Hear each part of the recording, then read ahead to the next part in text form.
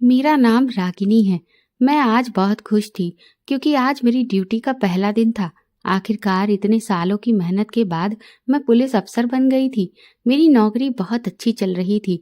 Police station में मेरी बहुत तारीफ होती थी क्योंकि मैं क्या, ईमानदार पुलिस ऑफिसर थी। मुझे यहाँ पर नौकरी करते हुए 1 महीना गुजर गया था।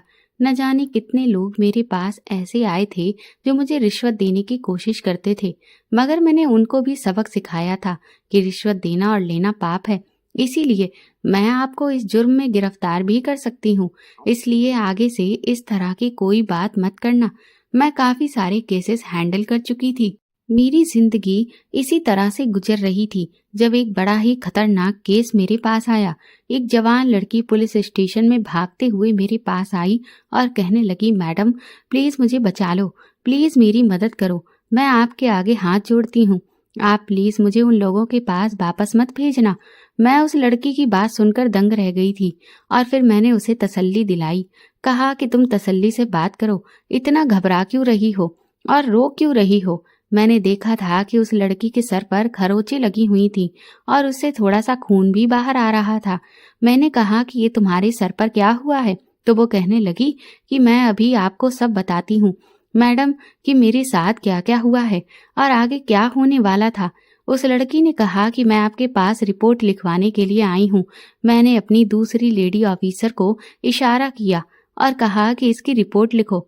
मैंने उस लड़की से कहा कि हाँ, बताओ तुम्हें किसके खिलाफ रिपोर्ट लिखवाना है। उसने रिपोर्ट लिखवाने के लिए जिस इंसान का नाम बताया, उसे सुनकर मेरे होश उड़ गए थे।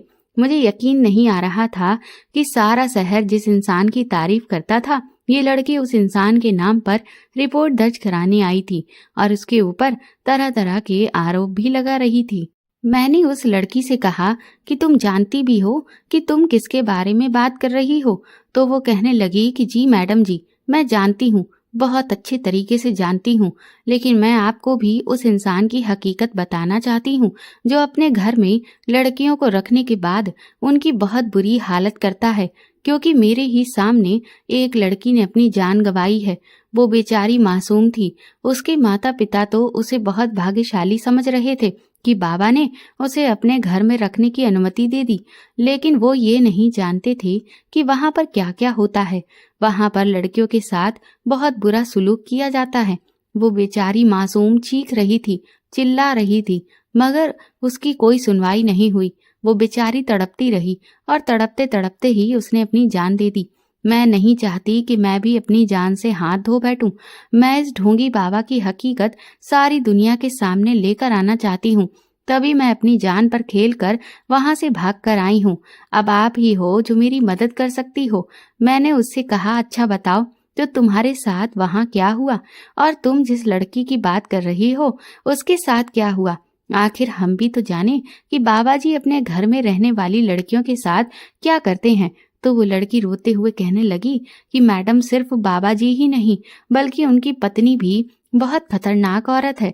सबसे ज्यादा बुरी तो वही औरत है। उस लड़की ने अपनी कहानी बतानी शुरू की कि उसके साथ और उसके साथ वाली लड़कियों के साथ वहां पर क्या क्या हुआ।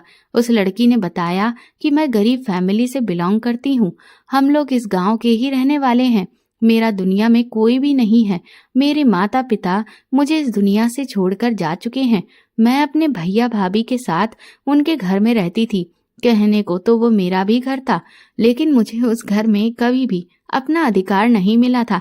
जिस दिन से भाभी आई थी, उसने मेरे भाई को अपने काबू में कर लिया था और मुझ पर अत्याचार करने शुरू कर दिए थे।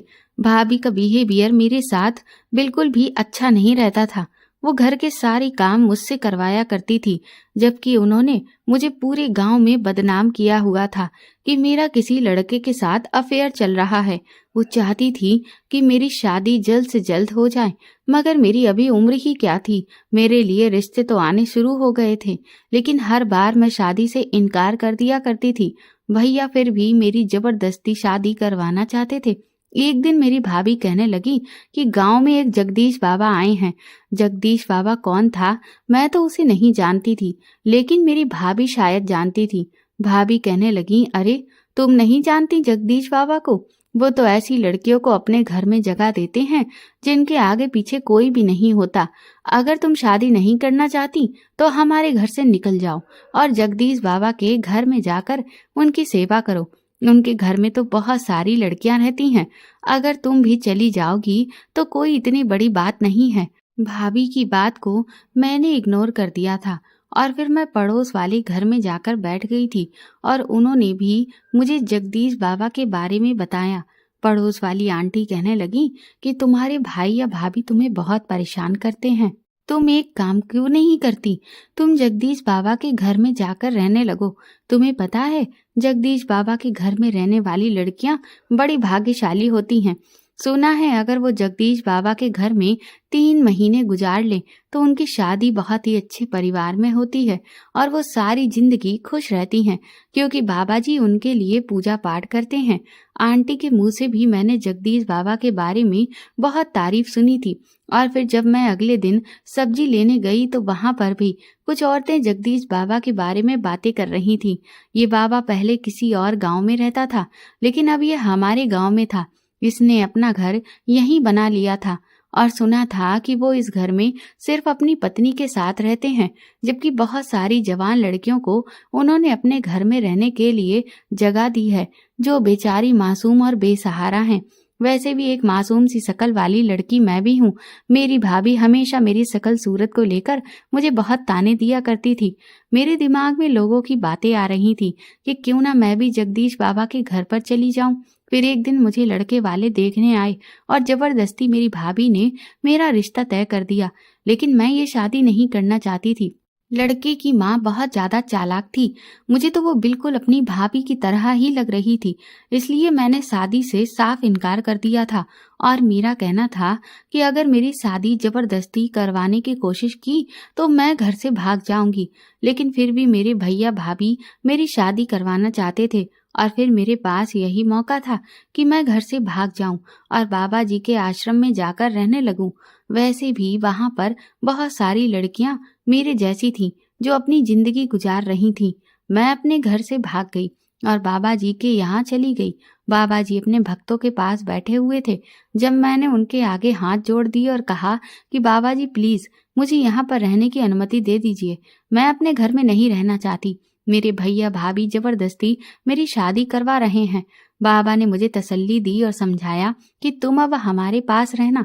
यहाँ पर तुम्हें पहनने के लिए कपड़े, खाने के लिए खाना और रहने के लिए जगह भी दी जाएगी और यहाँ तुम्हें हर वो अच्छा काम सिखाया जाएगा जो हर एक अच्छे इंसान को करना आना चाहिए। यहाँ तुम्हें भगवान की सीधी राह पर चलना भी सिखाया जाएगा। वहां के लोगों ने देखा कि बाबा मुझ पर इतनी दया कर रहा है तो वहां के सारे ही लोगों ने उसकी तारीफ करना शुरू कर दिया। उनका कहना था कि लड़की तुम बहुत भाग्यशाली हो जिससे बाबा जी ने अपने आश्रम में जगह दी है। बाबा जी का आश्रम बहुत बड़ा है और उन्होंने ऐसी बहुत सारी लड़कियों को अपने घर में रहने की जगह दी है जो बहुत गरीब लड़कियां हैं, जिनके पास कोई सहारा नहीं है। उन्होंने मुझसे कहा कि भगवान तुम जैसी किस्मत सबको दे, हमारे घर की बेटियों को भी बाबा जी के यहाँ आने का मौका मिले, वरना बाबा जी हर किसी को अपने घर में जगह नहीं देते। तुम मजबूर थी इसलिए तुम्हारा काम किया गया, नहीं तो गांव की न जाने कितनी लड़कियां बाबा जी के घर में रहने के लिए तरस रही हैं। सुना है कि बाबा जी जिसके सर पर हाथ रखकर आशीर्वाद दे देते हैं वो लड़की सारी जिंदगी अपनी ससुराल में राज करती है। तभी तो यहाँ पर ढेर सारी लड़कियां आना चाहती हैं। सारे लोग बाबा के सामने उसकी इतनी तारीफ कर रहे थे क्योंकि बाबा जी की अच्छी इमेज बन गई थी। मुझे भी ये लगता था कि वो सच में बहुत अच्छा इंसान है, लेकिन वो कितना अच्छा इंसान और कितना बुरा है ये तो मुझे तब पता चला जब मैं वहां पर रहना शुरू किया। वो कोई अच्छा इंसान नहीं था, बल्कि इस दुनिया में उससे बुरा इंसान कोई और नहीं हो सकता। इस गांव के सारे लोग बाबा को बहुत मानते हैं। जब मेरा उस आश्रम में पहला दिन था, मेरे गांव वालों ने मेरे भैया भाभी को बता दिया था कि तुम्हारी बहन घर से चली गई है। वो तो वैसे भी मुझे उस घर से निकालना ही चाहते थे, इसीलिए तो मेरी शादी कर रहे थे, लेकिन मैं खुद अपनी मर्जी से बाबा के यहाँ आ गई, इसलिए उनको मुझसे छुटकारा मिल गया था। बाबा ने मुझे अपने यहाँ रखी हुई एक औरत के हवाले कर दिया। वो मुझे कमरे में ले गई थी और फिर मुझे भी उन जैसे ही कपड़े पहनाए और कहा गया कि तुम यहाँ का काम करो, बाबा का बहुत बड़ा आश्रम था, इसलिए वहां पर जो लड़कियां रहती थीं उनसे वहां के सारे काम करवाए जाते थे, जबकि उनकी पत्नी महारानी बनकर हम लोगों पर राज करती थी और हम पर हुक्म चलाती थी। मुझे पहले दिन ही काम दे दिया गया कि मुझे ढेर सारे कपड़े धोने हैं। घर का काम करना तो मैं अच्छी तरह से जानती थी, मगर इतने ढेर सारे कपड़े धोना मेरे बस की बात नहीं थी। वहां पर वॉशिंग मशीन थी, लेकिन फिर भी बाबा जी की पत्नी ने कहा था कि तुम्हें हाथ से ही कपड़े धोने हैं, हमारे यहाँ मशीन नहीं चलाई जाती। मैंने जैसे तैसे वो कपड़े धो दिए थे, मगर गर्मी ज्यादा होने की वजह से और इतने ढेर सारे कपड़े धोने की वजह से मेरी तबीयत खराब हो गई और मैं पहले ही दिन वहां पर बीमार पड़ गई थी। मुझे सोने के लिए कमरा दे दिया गया। इस घर में कमरे बिल्कुल जेल की तरह बने हुए थे, छोटे छोटे, और आगे को जेल की तरह लोहे की सलाखें थीं। वैसे तो एक तरह की जेल ही थी, क्योंकि यहाँ पर आने वाली लड़की अपनी मर्जी से बाहर वापस नहीं जा सकती थी। लेकिन हैरान तो मैं तब हुई थी जब मैंने अपने सामने वाले कमरे में एक लड़की को बेबस हालत में देखा था। वो बहुत कम उम्र की लड़की थी, उसकी उम्र लगभग 15 साल होगी। वो बहुत कमजोर थी, बेचारी, उसकी आंखों के नीचे काले घेरे पड़े हुए थे और वो बहुत बुरी हालत में अपने कमरे में लेटी हुई थी। मैं अपने कमरे से उसके कमरे की तरफ साफ देख सकती थी। वो देखने में बहुत ही खूबसूरत थी। मैं उसके पास चली गई और उससे कहने लगी, बहन, तुम्हें क्या हुआ है? क्या तुम्हारी तबीयत ठीक नहीं है? और तुम कहाँ से आई हो? हमारे गांव की तो तुम नहीं लगती। वो तकलीफ भरे अंदाज में उठकर बैठकर कहने लगी कि हाँ, मैं इस गांव की नहीं हूँ, पड़ोस वाला गांव है ना, वहां की रहने वाली हूँ। मैंने कहा, तुम्हारी तबीयत ठीक नहीं लग रही। वैसे तुम बहुत खूबसूरत हो, इस कमजोरी की हालत में भी इतनी सुंदर लग रही हो। जब नॉर्मल होगी तो कितनी सुंदर नजर आओगी। तो वो कहने लगी कि मेरी ये खूबसूरती ही तो मेरी दुश्मन बन गई है। एक लड़की गई है दवाई लेने के लिए बाबा के पास। जब मैं दवाई खा लूंगी तो मैं बिल्कुल ठीक हो जाऊंगी। वो मुझसे कहने लगी, एक बात बताओ, ऐसा लगता है तुम्हें कि आज ही यहाँ पर लाया गया है, क्योंकि आज से पहले तो मैंने तुम्हें यहाँ कभी नहीं देखा। मैंने कहा, लाया गया से क्या मतलब है? मैं खुद यहाँ आई हूँ। मेरे भैया भाभी जबरदस्ती मेरी शादी करवा रहे थे। लड़के की माँ बहुत चालाक थी, इसलिए मैंने शादी से इनकार कर दिया। लेकिन मेरे घर में तो मेरी चलती ही नहीं है। मैं उन लोगों से छुटकारा पाकर यहाँ भागी हूँ। सोचा कि यहाँ आराम से जिंदगी गुजार लूंगी। वैसे भी गांव के सारे ही लोग जगदीश बाबा की बड़ी तारीफ करते हैं। वो लड़की मुझे देखकर मुस्कुराई और कहने लगी कि तुम नहीं जानती हो कि तुम कितने बड़े दलदल में फंस गई हो। ये बाबा और उसकी पत्नी बहुत घटिया लोग हैं। यहाँ पर लड़कियों की इज्जत के साथ खिलवाड़ किया जाता है। गांव के लोगों को लगता है कि बाबा बहुत अच्छा है, लेकिन तुम नहीं जानती कि इन लड़कियों को बाबा 3 महीने तक अपने पास रखता है, उनका इस्तेमाल करता है और उसकी पत्नी उन लड़कियों से घर के सारे काम करवाती है। और जब लड़की पुरानी हो जाती है तो उसे शहर में ले जाकर बेच दिया जाता है। इस तरह से बाबा के पास ढेर सारे पैसे आते हैं। लोग पूछते हैं कि हमारी बेटी कहाँ गई, तो बाबा उनको पैसे दे देता है और कहता है कि तुम्हारी बेटियों की शादी मैंने शहर में करवा दी है। वो बहुत खुश रह रही है। मगर मुझे हैरानी इस बात पर होती है कि गांव वाले इतने सीधे लोग हैं कि इस बाबा की बातों में आ जाते हैं और इसकी बातों पर यकीन कर लेते हैं। उन्होंने अपनी बेटियों को बाबा के हवाले करने के बाद कभी उनकी तलाश करने की कोशिश भी नहीं की, कभी यहाँ पर आकर उनसे मिलने की कोशिश नहीं की। ये नहीं सोचा कि हमें अपनी बेटियों को देखना चाहिए कि वो किस हालत में हैं, और अगर बाबा ने उनकी बेटियों की शादी करवा दी है तो हमें देखना चाहिए कि बाबा ने उनकी बेटी की शादी कहाँ और किस परिवार में की है, किस लड़के के साथ हुई है। मगर वो लोग तो अपनी बेटियों को बाबा के हवाले करने के बाद भूल जाते हैं, इस बाबा पर अंधविश्वास करते हैं और ये बाबा उनके भरोसे का कत्ल कर रहा है। बाबा उन्हें सख्ती से मना कर देता है कि अगर तुम लोगों ने पलटकर अपनी बेटी को देखने की कोशिश की तो तुम्हारी बेटियों का भविष्य बिगड़ जाएगा, आने वाली जिंदगी बहुत बुरी हो जाएगी। मुझे यहाँ आए हुए भी 10 दिन हुए हैं। मैं जानती हूँ कि मेरे साथ भी ऐसा ही होगा, क्योंकि मैं अपनी आंखों से कई सारी लड़कियों को बाबा को यहाँ से ले जाते हुए देख चुकी हूँ। वो बेचारी बुरी तरह से रोती है, मगर किसी भी लड़की की कोई सुनवाई नहीं की जाती है। अक्सर लड़कियों को रात के अंधेरे में लेकर जाया जाता है ताकि बाबा को कोई देख ना सके। मैं ज्यादा खूबसूरत हूँ, इसलिए बाबा मेरी इज्जत को हर रात खराब करता है। उसकी पत्नी उसे रोकती नहीं है, जबकि वो सब कुछ जानती है। अपने पति के बारे में ये दोनों पति पत्नी लोगों की सेवा के नाम पर लड़कियों की इज्जत के साथ खिलवाड़ कर रहे हैं। यहाँ तक कि लड़कियों की तस्करी की जा रही है। उस लड़की ने मुझे अपना नाम मंजू बताया था। मैंने उससे पूछा, लेकिन तुम यहाँ तक कैसे पहुंची? तो वो कहने लगी कि सब लोगों की तरह मेरे माता पिता भी जगदीश बाबा पर बहुत भरोसा करते हैं। मैं पढ़ना चाहती थी, लेकिन मेरे माता पिता ने मुझे पढ़ने नहीं दिया। एक दिन मेरी तबीयत खराब हुई तो गांव के लोगों ने बताया कि पड़ोस वाले गांव में जो बाबा हैं, अपनी बेटी को वहां ले जाओ, इसकी तबीयत बिल्कुल ठीक हो जाएगी। बाबा की काबिलियत के चर्चे तो पहले ही मेरी माँ कई लोगों से गांव में सुन चुकी थी। वैसे भी हमारे गांव में अनपढ़ जाहिल लोग बाबाओं पर ज्यादा भरोसा करते हैं। मेरी माँ भी मुझे बाबा के पास ले आई थी। बाबा ने एक दो मंत्र मुझ पर फूके और कहने लगा, तुम्हारी बेटी ठीक हो जाएगी। मेरी माँ से कहा, क्या तुम अपनी बेटी को मेरे पास छोड़कर जाना चाहोगी? मैं तुम्हारी बेटी का भविष्य सुधार दूंगा। तुम्हारी बेटी की कुंडली में दोष है, आगे चलकर इसकी जिंदगी बहुत भयानक होने वाली है।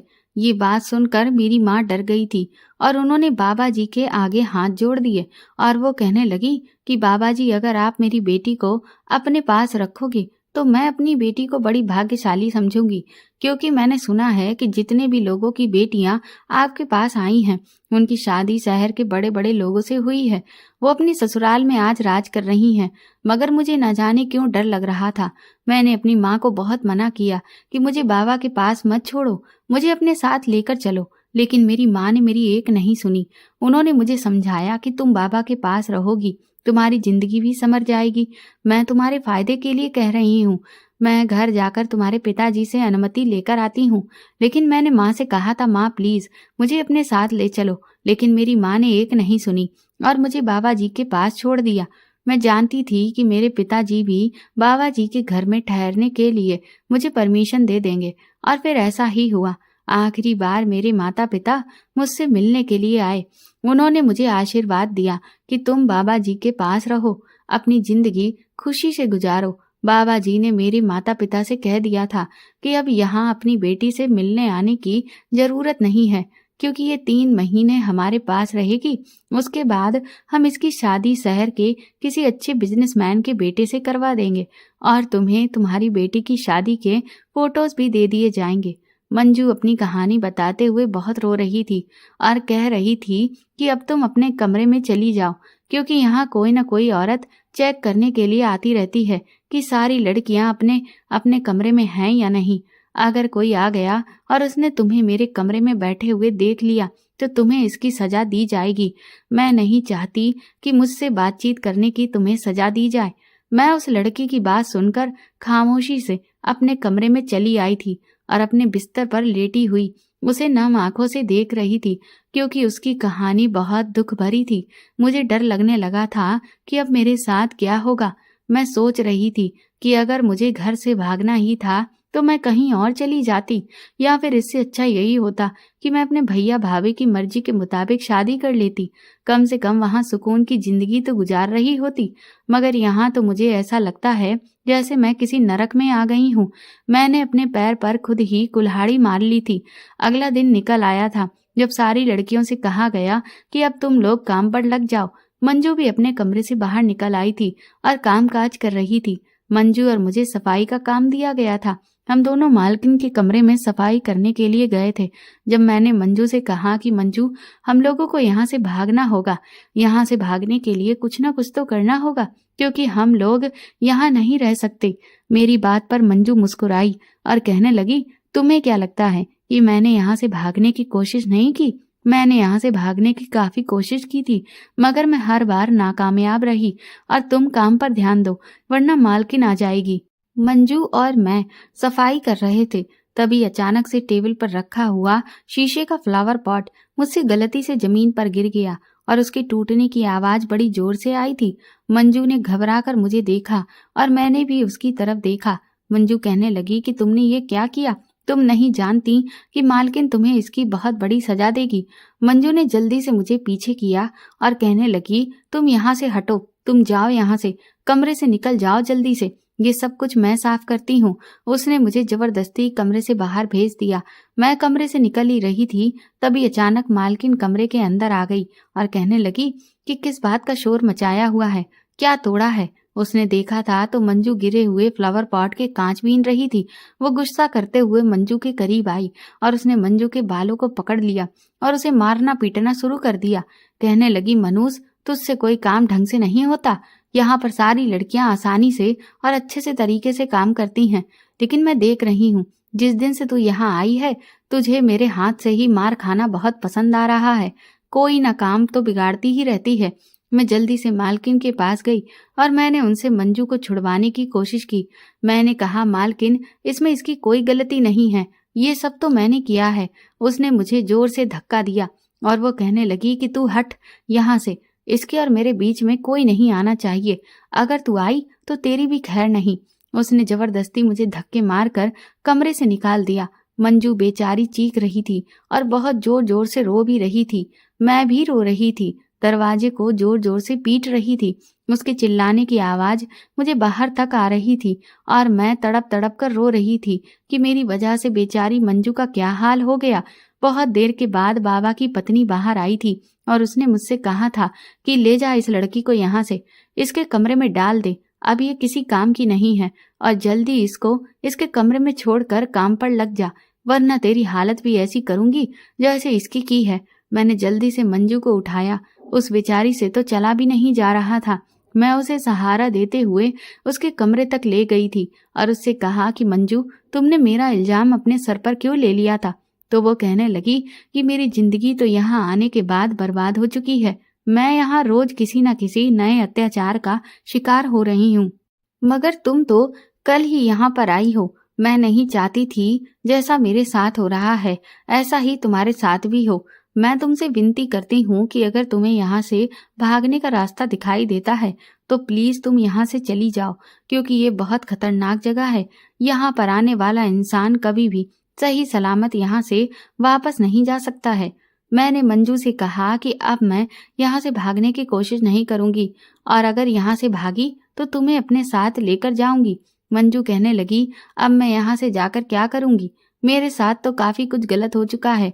मेरी जिंदगी की कहानी ऐसी ही चलती रहेगी। वो बिस्तर पर लेटकर कहने लगी, अब तुम यहाँ से जाओ। मैं मंजू के कमरे से वापस आ गई थी और अपने काम में लग गई, लेकिन मेरा दिमाग बार बार मंजू की तरफ ही जा रहा था। वो बेचारी कितनी तकलीफ में थी। यहाँ पर बाकी लड़कियों के साथ फिर भी ऐसा नहीं हो रहा था जैसा मंजू के साथ हो रहा था, और ऐसा सिर्फ इसलिए था क्योंकि बाबा का दिल मंजू पर आ गया था। इसी तरह काम करते करते रात हो गई थी। एक औरत मेरे कमरे में आई और कहने लगी कि चलो उठो, तुम्हें बाबा ने बुलाया है। मैं उसकी ये बात सुनकर घबरा गई थी, क्योंकि मैं जानती थी कि बाबा मुझे रात के समय कमरे के अंदर क्यों बुला रहा है। मंजू के साथ जो कुछ हो रहा था वो मुझे याद आने लगा कि अब मेरे साथ भी ऐसा ही होने वाला है। मैं जोर जोर से चीखने लगी कि मैं वहां पर नहीं जाऊंगी, तो उस औरत ने मुझे मारना शुरू कर दिया और कहने लगी, जाना तो तुझे पड़ेगा ही, क्योंकि तू यहाँ आई है तो ये सब तुझे बर्दाश्त करना होगा। मैं कहने लगी, नहीं, चाहे कुछ भी हो जाए, मैं बाबा के कमरे में नहीं जाऊंगी। उधर उसने मुझे मारना शुरू कर दिया। मैं जोर जोर से रो रही थी। मंजू अपने कमरे से मुझे बचाने के लिए बाहर आई तो उस औरत ने मंजू को भी मारना पीटना शुरू कर दिया और कहने लगी, अब तुम दोनों ही बाबा के कमरे में जाओगी। हम दोनों ने उस औरत को धक्का दे दिया और हम दोनों वहां से भागने लगे, क्योंकि वो औरत बहुत खतरनाक थी। उसने पूरे घर में शोर मचा दिया कि ये लड़कियां भाग रही हैं, इन्हें पकड़ो। आश्रम में खूब शोर गूंजा तो बाबा और उसकी पत्नी भी बाहर आ गए थे। हम दोनों भागने की कोशिश कर रहे थे।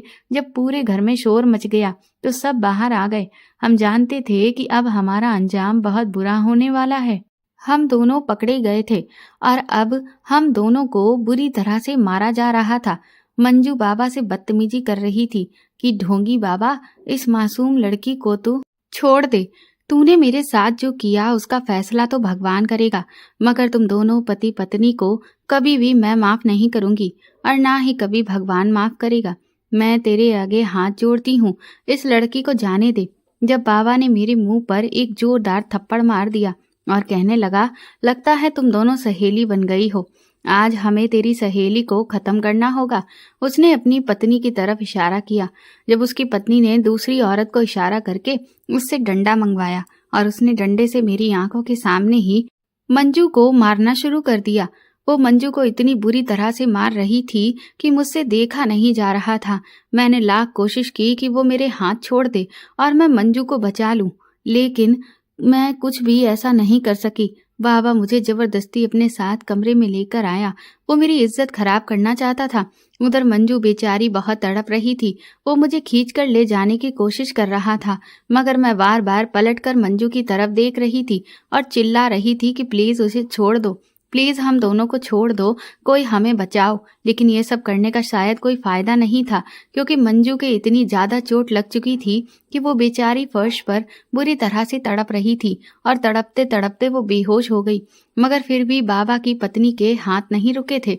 वो लगातार डंडे से उसको पीटती चली जा रही थी और बाबा मुझे जबरदस्ती कमरे के अंदर ले गया था। उस रात मेरी इज्जत बाबा के हाथों नीलाम हो चुकी थी। मैं बाबा के कमरे में थी। फिर दोनों औरतें आईं और मुझे कमरे से ले गईं। मैंने सामने मंजू के कमरे की तरफ देखा तो वो खाली था। मंजू अभी तक वहां पर नहीं आई थी। सारी रात मैं ऐसे ही परेशानी में थी कि मंजू कहाँ है, उसे उसके कमरे में क्यों नहीं लाया गया। मगर फिर ये सच्चाई तो सुबह खुली थी कि मंजू इस दुनिया से जा चुकी है। बाबा की पत्नी ने इतनी बुरी तरह से मारा था कि वो बेचारी घायल होते होते जिंदगी की जंग हार गई। वो मुझे छोड़कर चली गई। उसकी मौत पर मैं बुरी तरह से रोई थी, मगर मैंने सोच लिया था कि मैं इस बाबा को सजा दिलवाकर ही रहूंगी। सुबह के समय बाबा ने मंजू के माता पिता को बुलवाया। उनसे कहा कि तुम्हारी बेटी बीमार थी, तेज बुखार हो जाने के कारण वो इस दुनिया को छोड़कर चली गई। हमने तो उसका बहुत इलाज किया, मगर वो नहीं बच सकी। उसके माता पिता उसे देखने के लिए आए थे। वो पूरी तरह से रो रहे थे। बाबा ने मंजू का शव उनके हवाले कर दिया। जब उन्होंने मंजू की शक्ल देखी तो कहा, इसे देखकर नहीं लगता कि ये बुखार से मरी है, क्योंकि उसके चेहरे पर बुरी तरह से निशान पड़े हुए थे और उसका शरीर भी जख्मी था। उन लोगों ने शोर मचाना शुरू कर दिया कि आखिर तुमने हमारी बेटी के साथ क्या किया है। आज उनको अपनी बेटी की मौत की खबर मिली थी तो वो लोग अपनी बेटी के लिए तड़प रहे थे, लेकिन इससे पहले तो उन लोगों ने बाबा पर इतना भरोसा किया था कि मंजू की तरफ कभी पलट कर देखने की भी कोशिश नहीं की थी। आज वो लोग बिलक बिलक कर रो रहे थे, मगर उनकी आंखों के सामने उनकी बेटी का शव पड़ा हुआ था। बाबा ने जब ये बात देखी कि ये लोग धीरे धीरे समझ रहे हैं कि उनकी बेटी के साथ जरूर कुछ गलत किया गया है, तो बाबा ने खामोशी से 10 लाख रुपए उसके माता पिता को देना चाहे। मगर उन लोगों ने कहा कि इसका मतलब ये है कि बाबा जी, हमारी बेटी मरी नहीं है, बल्कि यहाँ उसके साथ कुछ गलत हुआ है। बाबा कहने लगा, तुम समझ गए हो तो ज्यादा परेशान होने की जरूरत नहीं है। तुम्हारी बेटी की जितनी जिंदगी थी उतनी ही लिखी हुई थी। वो इस दुनिया से जा चुकी है। ये पैसे रखो, और अगर फिर भी तुम्हें पैसे कम लगते हैं तो मैं और दे दूंगा। बाबा ने अपनी पिस्तौल निकालकर मंजू के माता पिता के सामने रखी और कहा कि अगर ज्यादा होशियारी दिखाने की कोशिश की तो तुम लोगों को यहीं जान से मार दूंगा। ऐसा करो, तुम लोग अपनी बेटी का शव यहाँ से ले जाओ और खामोशी से उसे किसी गट्टे में दबा दो। किसी को पता नहीं चलना चाहिए कि तुम्हारी बेटी मर गई है। अगर तुम दोनों ने ऐसा नहीं किया तो मैं तुम दोनों को जान से मार दूंगा। मंजू के माता पिता बहुत डर गए थे और फिर उन्होंने मंजू का शव उसके माता पिता के हवाले कर दिया। मंजू के माता पिता खामोशी से सबको ले गए। बाबा ने जो उनको बताया था उस हिसाब से तो वो लोग अपनी बेटी के शव को जमीन में गड़ा चुके होंगे। इसका मतलब ये है कि उनकी बेटी का नामो निशान खत्म हो गया। और बाबा ने मंजू के माता पिता से ये भी कहा कि अगर कोई भी तुम्हारी बेटी के बारे में पूछे तो कह देना कि बाबा ने उसकी शहर में शादी कर दी है और वो अपने ससुराल में बहुत सुखी रह रही है।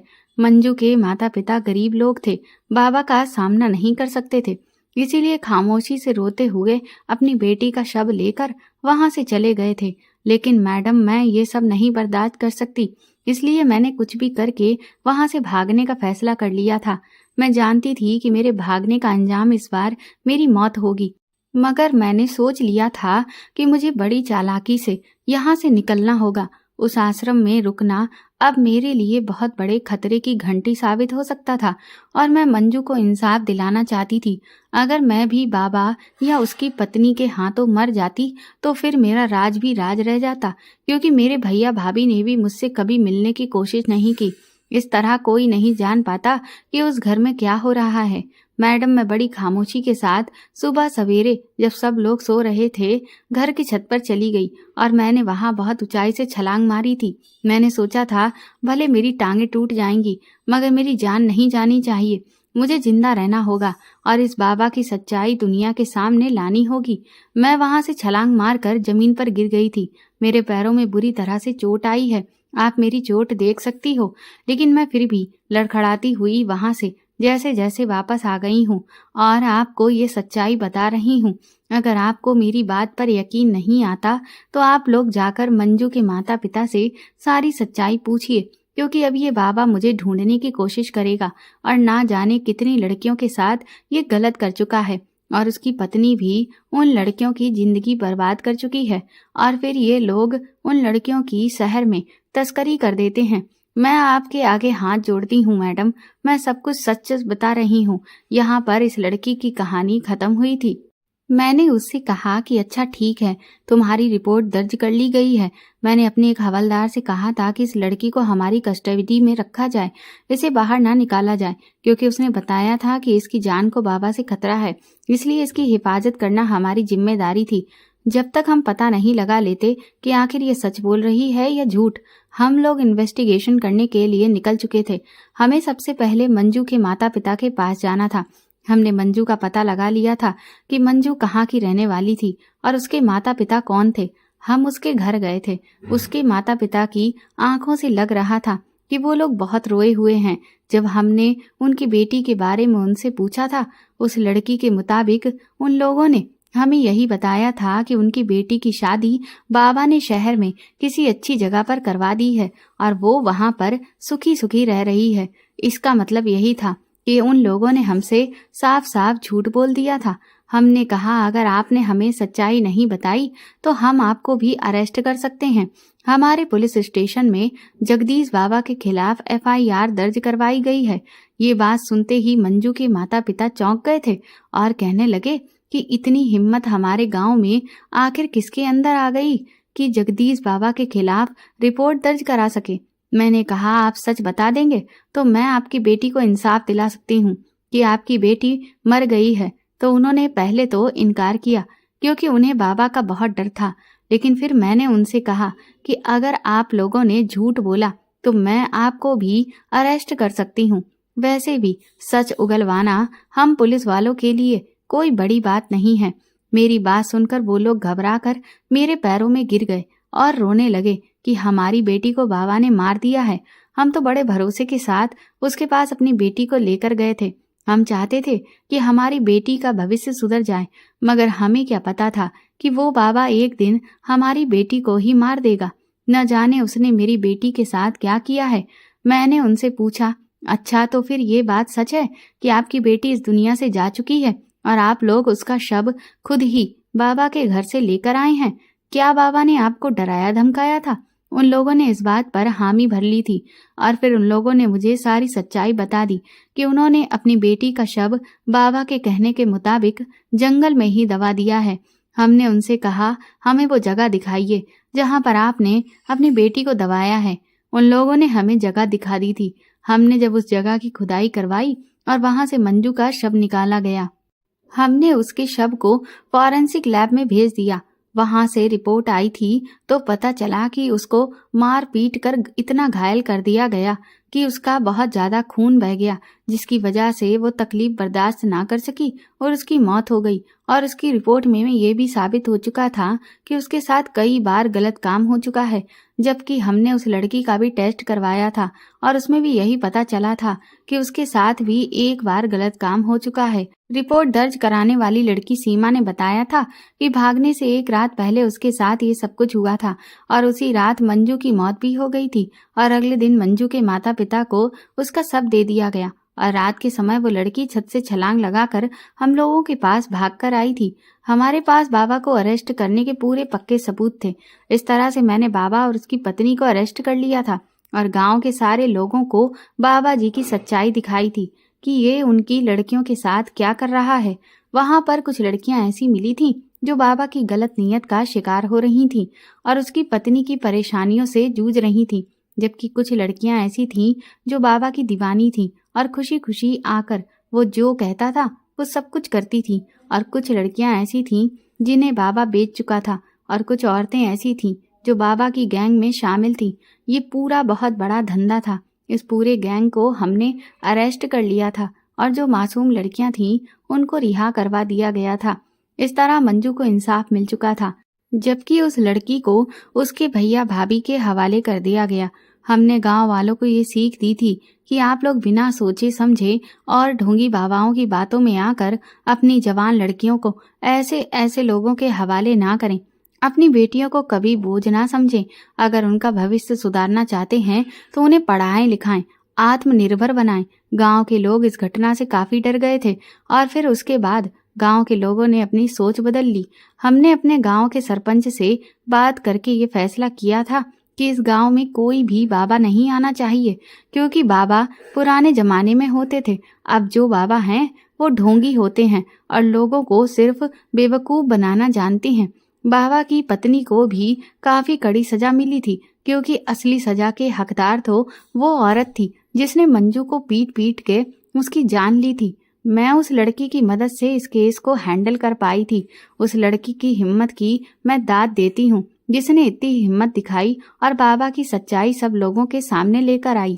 तो दोस्तों, आपको ये कहानी कैसी लगी हमें कमेंट करके ज़रूर बताएं और प्लीज़ इस कहानी को ज़्यादा से ज़्यादा शेयर और लाइक करके मेरे चैनल को सपोर्ट करें।